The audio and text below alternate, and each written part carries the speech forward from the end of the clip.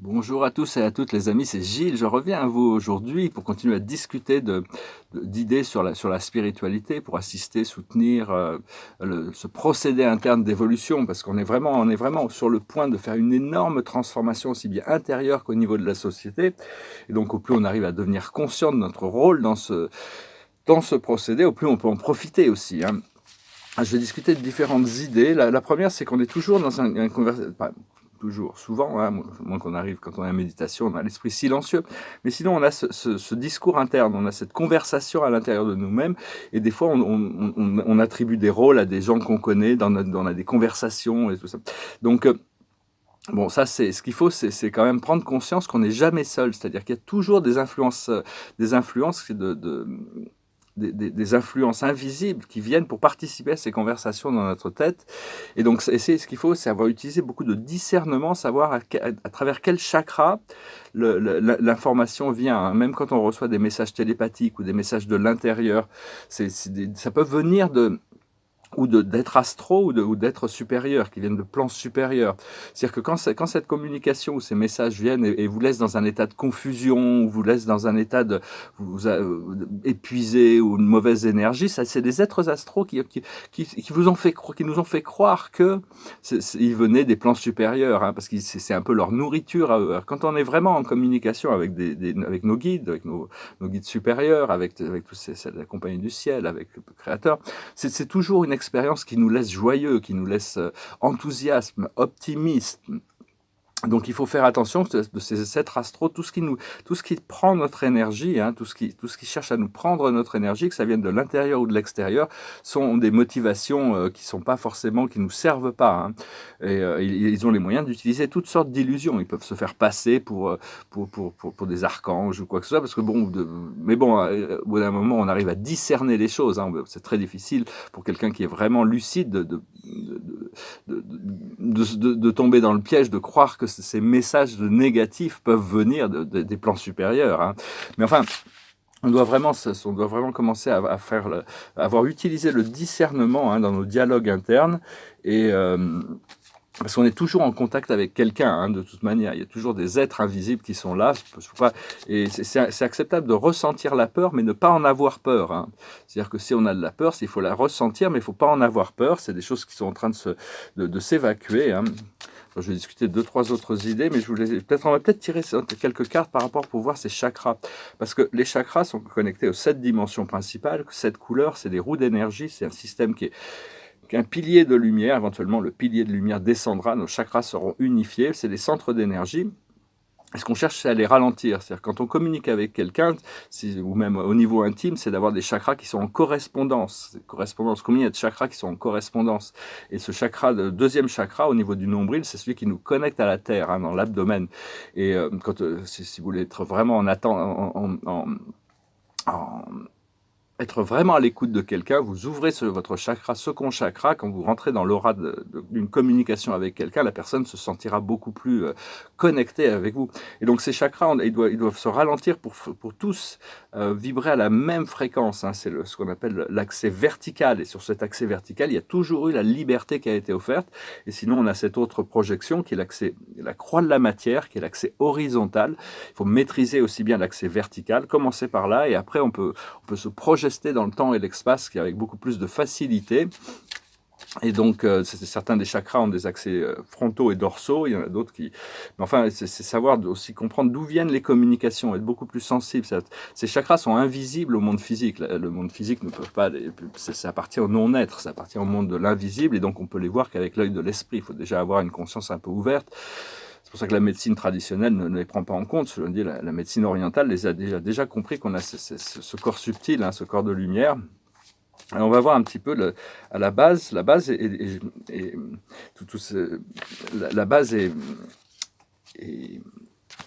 dominée par la planète Pluton. C'est la planète des transformations, c'est le subconscient. Et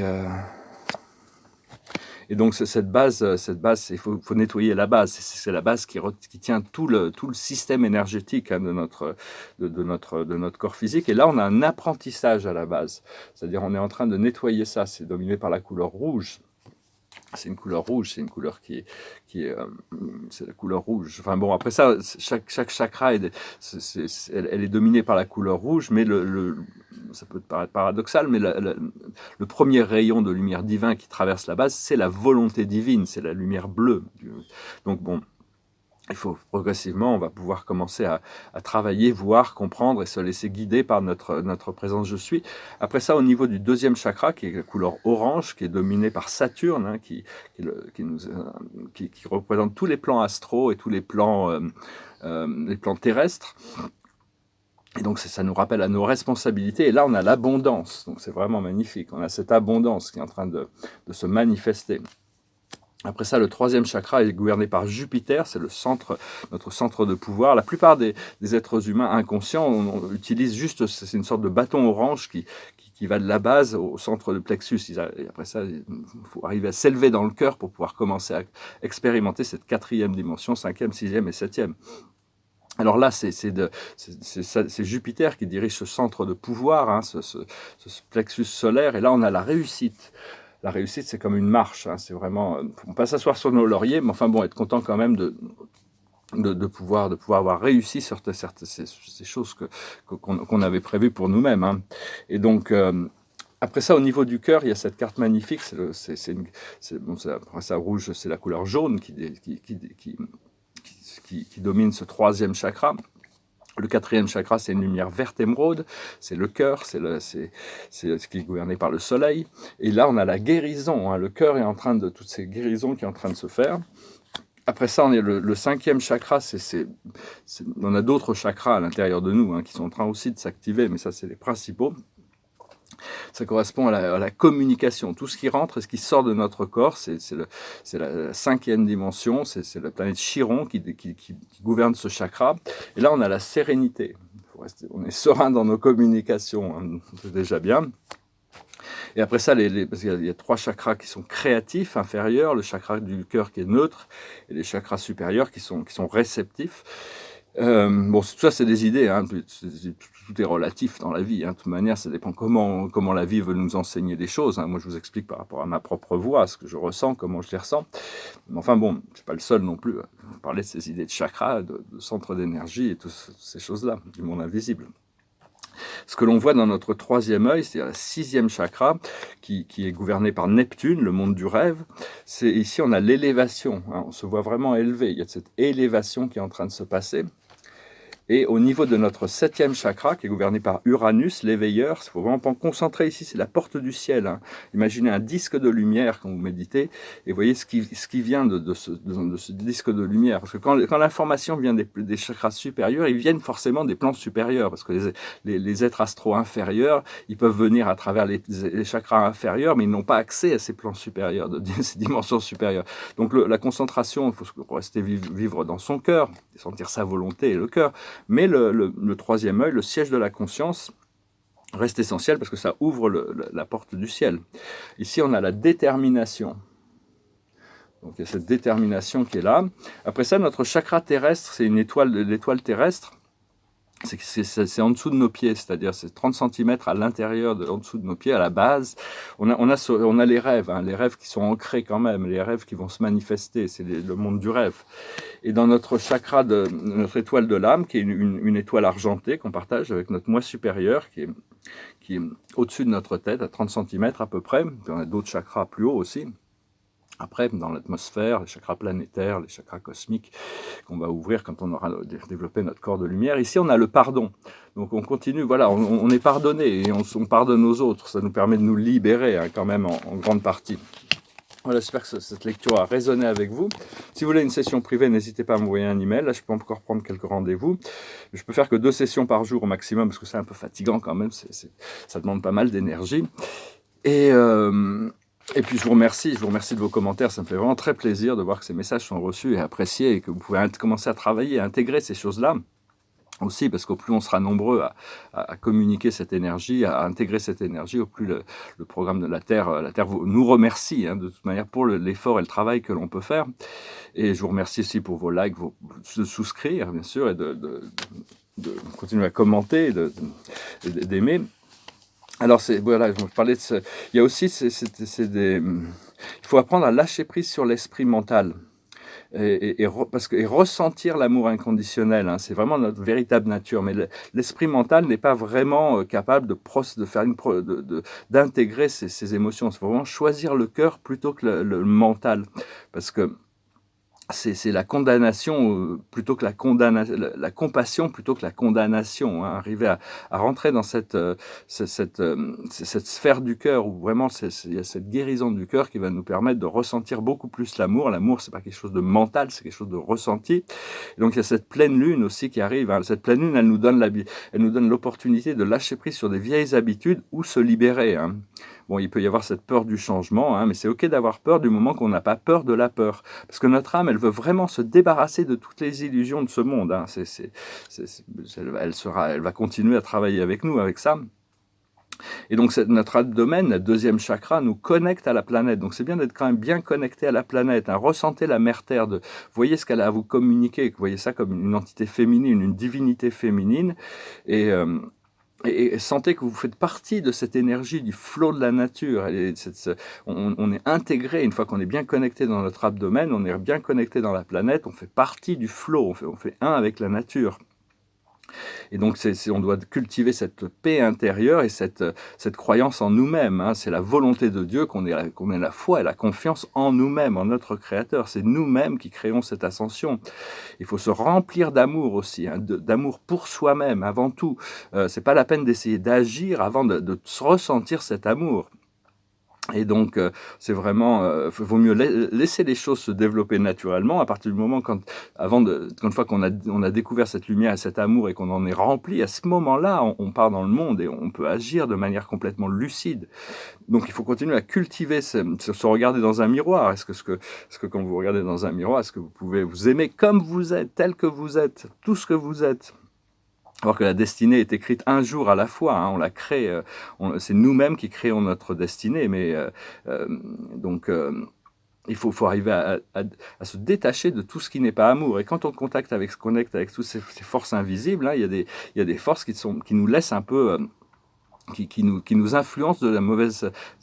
On doit se détacher de toutes ces forces invisibles qui nous remplissent pas d'énergie positive, hein, de toute manière. Alors bon, on va commencer à comprendre mieux aussi toutes ces familles galactiques qui nous entourent. On est entouré, on est complètement... on a beaucoup d'assistance au niveau des familles invisibles. Ici, dans ce système solaire, le thème central, il y a plein de thèmes qui sont développés. Tout le monde doit apprendre tout ce qu'il a besoin d'apprendre. Mais la maîtrise, c'est la maîtrise de l'émotion. C'est vraiment une maîtrise de l'émotion. Alors que sur Sirius, c'est plutôt la maîtrise de la joie. Alpha du Centaure, c'est la connaissance. C'est les scientifiques de la galaxie. Les Pléiades, c'est des guérisseurs. Les Arcturiens, c'est la spiritualité. Les Cassiopéens, c'est l'amour. Donc il faut vraiment connecter aussi les Cassiopéens, devenir de plus en plus importants. C'est les dieux grecs venaient de Cassiopéia. C'est un système vraiment, ça ressemble à un W. C'est une constellation qui ressemble à un W dans le ciel. Et donc, connecter selon vos affinités avec ces familles qui sont positives, qui sont là pour nous apprendre, nous assister, nous guider, mais ils ont besoin ils vont commencer à se manifester beaucoup plus, ils sont prêts vraiment à se manifester aussi, hein, de plus en plus. Là, il y a eu une libération de toutes sortes de documents qui prouvent, qui disent, oui, on sait que les extraterrestres existent depuis très longtemps, hein. C'est les gouvernements le gouvernement américain a montrer des preuves, hein, que tout ça est vraiment réel. Donc pour les gens qui sont sceptiques, moi je ne vois pas du tout de scepticisme de ce côté-là. Alors la plus haute sagesse, c'est ici maintenant, hein. C'est vraiment arriver à redevenir ici maintenant, de plus en plus. C'est là où ça se passe, hein. Ce que l'on doit comprendre, c'est le yang. Quelle est l'action inspirée? Une fois qu'on est rempli de notre sphère d'énergie, notre conscience est remplie d'amour, on peut vraiment commencer à agir. Mais il y a besoin de ce discernement, de cette lucidité avant de pouvoir commencer à trouver ces actions lucides. Ce que l'on doit faire, c'est les destinées. On a une destinée, on est là pour remplir une mission. Et donc, demander à savoir quelle est votre mission. C'est généralement là où on est le plus confortable, où on est le plus...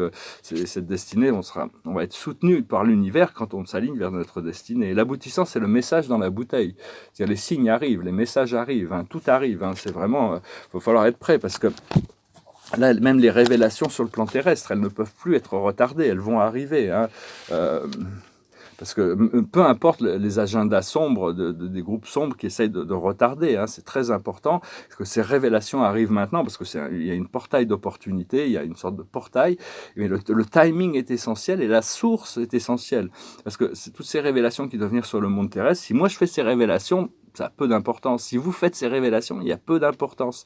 Si une star de Hollywood fait ses révélations, il y a peu d'importance. Si un prix Nobel fait ses révélations, il y a peu d'importance. Il faut que ça vienne d'une source qui soit dominante sur tout ce monde médiatique, donc pour que les gens puissent l'accepter. Donc c'est assez délicat, mais je pense que le timing, tout est là pour ça, et chacun a sa mission. Ces personnes qui doivent faire ces révélations se sont incarnées rien que pour ça, hein, pour vraiment libérer ce monde.